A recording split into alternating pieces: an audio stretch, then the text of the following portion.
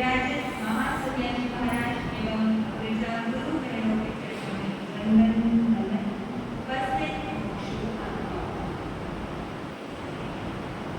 पूज्य संत गुरुवर्या के श्री चरणों में रहकर जो कुछ भी दो चार चित्रण के प्रकटित करना उन्हीं में से आपके समक्ष कुछ रखने का अल्प प्रयास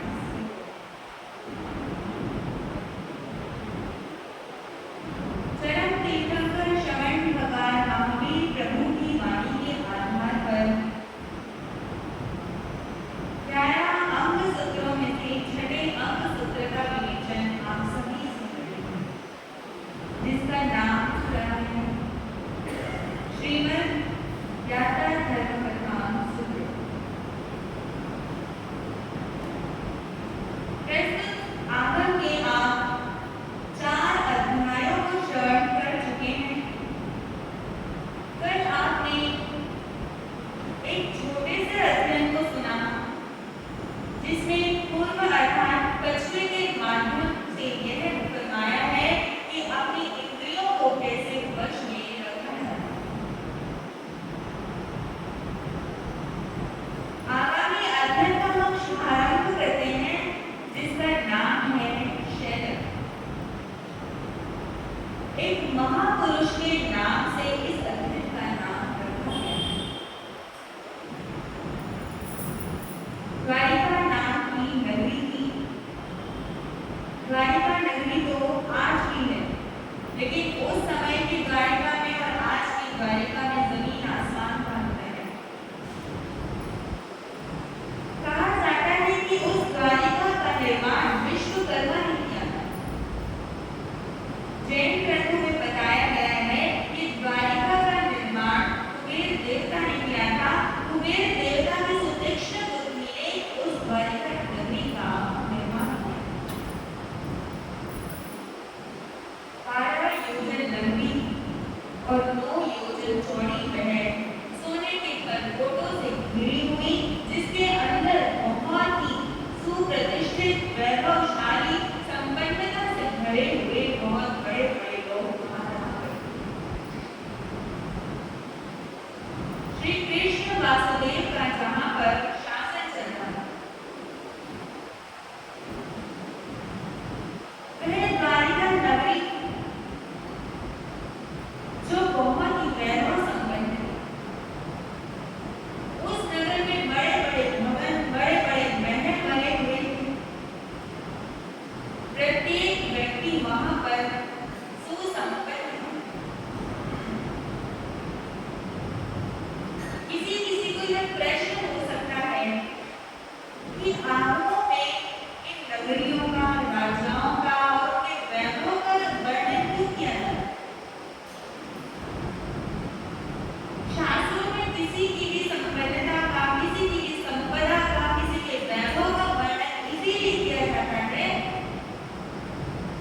कि कितने ही लोगों के पास, कितने राजा और राजकुमारों के पास कितना कितना धन, कितनी कितनी संपत्तियां होती थी, और वो एक क्षण में जब भगवान का उपदेश सुनते थे उन्हें वैराग्य हो जाता था।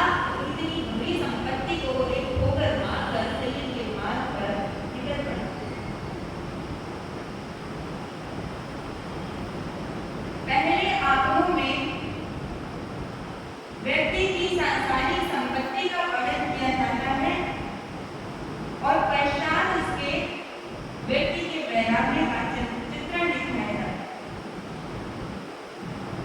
जैसे कि आपने प्रथम अध्याय में मेघ कुमार मुनि का वृत्तांत सुना था कि मेघ कुमार कितना वैभव संपन्न था। राजा श्रेणी का वह बेटा था, राजकुमार था, जिसे राज सिंहासन पर भी बिठाया गया था।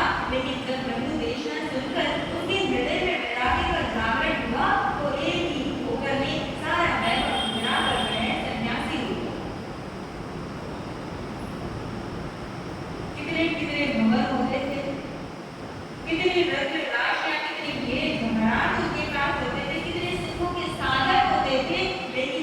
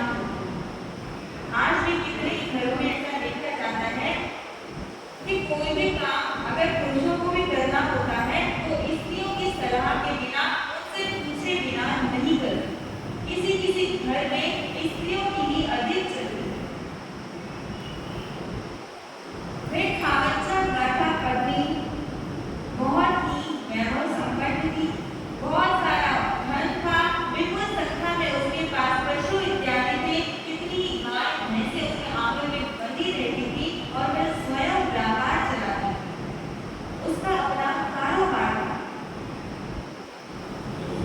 कहते हैं कि पहले के समय में कोई इसके घर से बाहर निकलती नहीं, घर के कामकाज करती थी, संतान की उत्पत्ति करती, उनका पालन पोषण करती, परिवार का पोषण करती थी, यही उसका काम होता था। लेकिन ये खावच्चा गाथा पत्नी का उदाहरण हमें साबित करता है कि परिस्थितियों के अनुसार व्यवस्थाओं को बदलना पड़ता था। उस समय भी कुछ स्त्रियां व्यापार इत्यादि चलाया करती थी। उस खावच्चा गाथा पत्नी का एक छोटा सा पुत्र था, नन्हा सा बालक था, जिसे सभी उसी की माता के नाम से खावच्चा पुत्र कहकर पुकारते थे।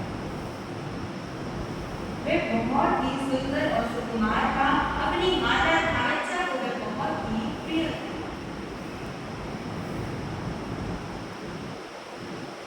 एक दिन की बात है कि वह छोटा सा खावच्चा पुत्र अपने कक्ष के गवाक्ष में खिड़की में बैठा हुआ था और उसी समय बाहर कहीं से उसके कानों में कुछ गीतों के स्वर सुनाई, कुछ मधुर ध्वनियां उसे सुनाई दी और वह अपने कक्ष में से उतरकर नीचे आया और अपनी माता से पूछने लगा, माँ, ये गीत किस प्रकार के चल रहे हैं?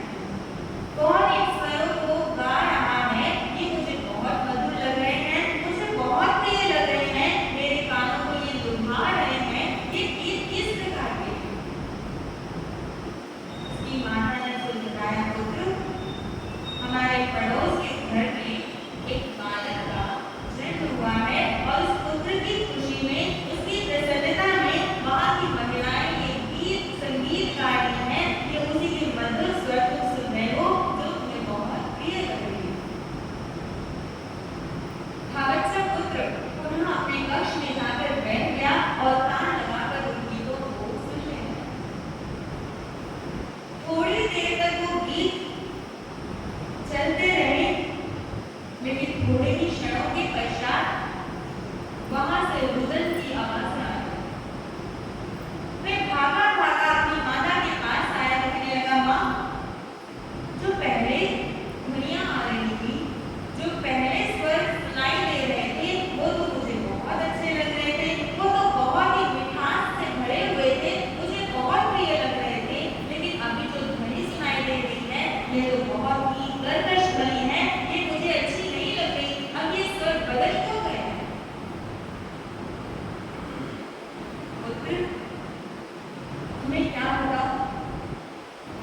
उस घर में जिस बालक का जन्म हुआ था, जो अभी अभी इस संसार में आया था, अभी से धरती पर कदम रखे ही थे, जिसकी खुशी में, जिसके आगमन की प्रसन्नता में वे महिलाएं सुंदर गीत गा रही थी, वह बालक अब इस संसार में नहीं था।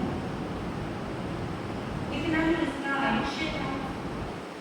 कुछ ही क्षण वो अपनी इस जिंदगी के लेकर आया था कि वह इस संसार का आयुष्य पूर्ण करके दूसरी पृथ्वी चला गया। अब वे सभी महिलाएं, उस घर के सभी सदस्य विलाप कर रहे हैं, उनकी प्रसन्नता अब रुदन में परिवर्तित हो गई है। जो गीत गा रहे थे, जो खुशियां मना रहे थे, उनकी सारी खुशियां अब गमों में बदल चुकी हैं। माता, यह कैसी घटना है? जीव कैसे तो आता है, कैसे वो जन्म लेता है और कैसे वो अपने जीवन को छोड़कर चला जाता है? ऐसी कैसी घटनाएं होती हैं? उसकी माता उसे समझाती है, पुत्र, इस घटना को जन्म लेना और मृत्यु को मरण कहा जाता है। मैं पूछता हूं, माता, ये मृत्यु क्या होती है? क्या ये मृत्यु, क्या ये मरण हमें भी प्राप्त होगा? क्या ऐसी घटना हमारे जीवन में भी घटित होगी? बेटा, जिसने जन्म लिया है, उसका मरण भी सुनिश्चित है। कोई चीज संसार में ऐसा नहीं है कि जो यहाँ उत्पन्न हुआ हो और वो सदा के लिए अजर अमर बनकर आया हो।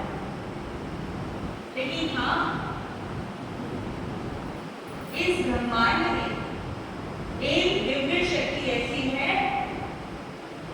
एक ऐसी ताकत यहाँ पर है जो हमें इन घटनाओं से मुक्त कर सकती है। एक तीर्थंकर परमात्मा का वीरा भगवान का एकमात्र उपदेश की वाणी ऐसी है जो हमें इस जन्म और मरण के चक्र से मुक्त कर सकती है। फिर उस जीव को ना तो जन्म लेना पड़ता है और जो जन्म ही नहीं लेगा तो वह मरेगा नहीं। ये जन्म और मृत्यु इस संसार में ऐसे ही सुख और दुख लेकर आते हैं। बच्चा पुत्र छोटा सा था, नन्हा सा बालक था। छोटा सा होने के कारण भी उसकी माता की जो बात थी वो उसके हृदय में बैठ गई। वो हर क्षण चिंतन करता रहता था, ये जन्म कैसे होता है, जीव की मृत्यु कैसे होती है, दूसरा जन्म कैसे प्राप्त करता है। वो जो माता ने मुझे बताया है कि तीर्थंकर भगवान का उपदेश सुनने से जो उस मार्ग पर चलता है वो जन्म मरण को खत्म कर देता है, तो वो मार्ग कौन सा है। धीरे धीरे समय तो व्यतीत होकर चला गया, लेकिन वो बात उसके हृदय में स्थिर हो गई। जब वह 8 वर्ष का हुआ तो उसकी माता ने गुरुकुल में उसे अध्ययन के लिए भेज दिया। सुतीक्ष्ण बुद्धि का वह धनी था, बहुत ही जल्दी सभी कलाओं में निष्णात हो गया, सभी विद्याओं का उसने अध्ययन कर लिया और जब वह युवा अवस्था में प्रविष्ट हुआ, गुरुकुल से जब अपने भवनों में अपने महलों में पुनः लौट कर आया तो उसकी माता ने विचार किया कि क्यों न अब मैं इसका विवाह करूं। जीवन को कोई एक दिशा देने के लिए यह जरूरी होता है कि व्यक्ति या तो संसार का त्याग करके संन्यास को ग्रहण करे अथवा संसार में रहता हुआ सदाचारी बने, सद्गृहस्थ बने। अगर किसी के अंदर इतना सामर्थ्य है कि वह अपनी सभी इच्छाओं का त्याग करके मुनि बन सकता है तो वह मुनि जीवन धारण करे। और अगर किसी के अंदर इतना सामर्थ्य नहीं है, किसी का इतना प्रमाद छूटा नहीं है, तो वह गृहस्थ में रहते हुए अपने जीवन को मर्यादित करना है। जो बीच का जीवन होता है वो जीव को भटका देता है। भगवान ने भी इसीलिए 2 प्रकार का मार्ग बताया है, एक अनगार धर्म और एक आगार धर्म। या तो अनगार बने अथवा संसार में रहता हुआ कुछ आहारों को रखता हुआ संयमित जीवन जिए। बहुत से लोग ऐसे होते हैं जिनमें दीक्षा लेने का भी भाव नहीं होता और जो गृहस्थ जीवन भी जीना नहीं चाहते। आज के समय में तो कुछ ऐसी घटनाएं घटित हो रही हैं कि कितने ही युवक और युवतियों का मन इस विवाह से हटकर जा रहा है।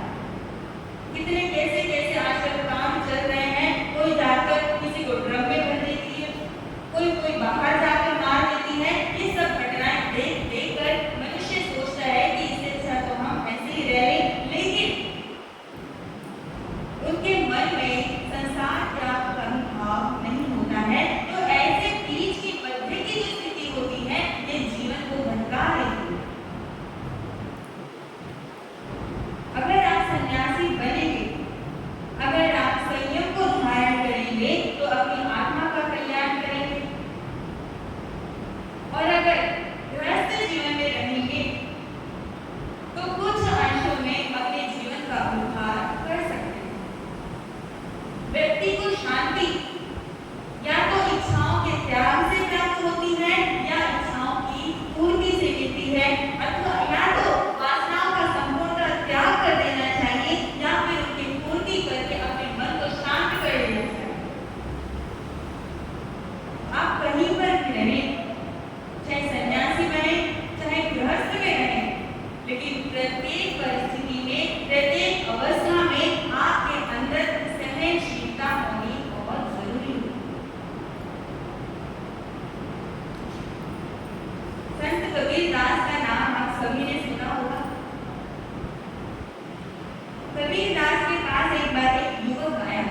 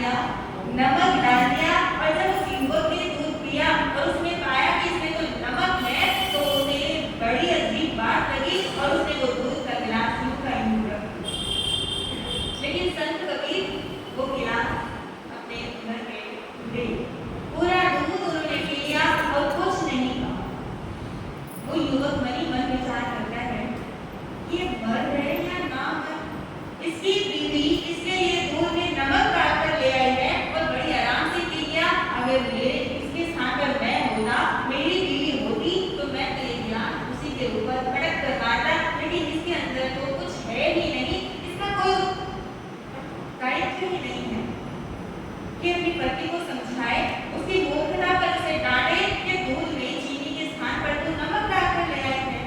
बड़ा अजीब इंसान। कुछ बोल तो सकता नहीं था, बोलने की हिम्मत नहीं थी, लेकिन मन ही मन कबीर के बारे में ऐसा सोच रहा था। तब कबीर उसे लेकर एक पहाड़ी के नीचे एक जंगल में, उस एक पहाड़ के ऊपर एक सन्यासी रहते थे जो बहुत वर्षों से साधना कर रहे थे। कबीर दास ने उस सन्यासी को आवाज लगाई, महात्मा, मेरा एक प्रश्न है, मेरी एक समस्या है जिसका समाधान मैं आपसे लेने आया हूँ। मेरे ना घुटनों में बड़ा दर्द है, मैं उस पहाड़ पर चढ़ नहीं सकता, आप कृपा करके नीचे आ जाए। वो महात्मा पहाड़ी से उतरकर नीचे आया। जब वो ऋषि नीचे कबीर दास के पास पहुंचे तो कबीर कहने लगा, ओ महात्मा, जो मैं प्रश्न आपसे पूछने आया था वो प्रश्न तो मैं भूल ही गया कि मैं क्या पूछने आया था। अभी आप जाओ, अपनी साधना करो, मुझे जब प्रश्न याद आएगा तो मैं आपको दोबारा पीछे बुलाऊंगा। वो ऋषिवर पुनः अपनी पहाड़ी की चोटी पर जाकर फिर अपना ध्यान करने लगे। थोड़ी देर के बाद भी कबीर दास ने पुनः उन ऋषि को आवाज लगाकर नीचे बुला लिया और ऋषि नीचे आए। फिर कहते ऋषिवर, मैं तो अपना प्रश्न फिर से भूल गया। कबीर दास ने कम से कम 6 से 7 बार उस महात्मा को पहाड़ी से नीचे बुलाया। जैसे वो ऋषि नीचे आते थे तो कह देता था कि मैं तो अपना प्रश्न भूल गया, और वो महात्मा पुनः पहाड़ी पर जाकर बैठ गया।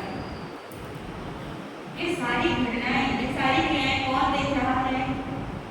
वो युवक देख रहा है। अब उसके अंदर और धैर्य बचा नहीं था। वह चिल्लाकर कबीर दास से कहने लगा, देखो कबीर, मैं तुम्हारे पास अपनी समस्या का हल लेने आया हूं। मैं तुम्हें बहुत ज्ञानी समझता था। मैंने तो यह सुना था कि तुम बहुत बड़े महात्मा हो, महापुरुष हो, सभी के जीवन में सुख घोलते हो, तो मैं तो तुम्हारे पास एक समस्या लेकर आया था। समस्या क्या थी?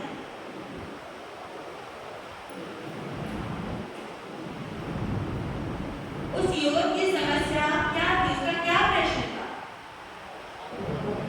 कि मैं विवाह करूं या सन्यासी बनूं?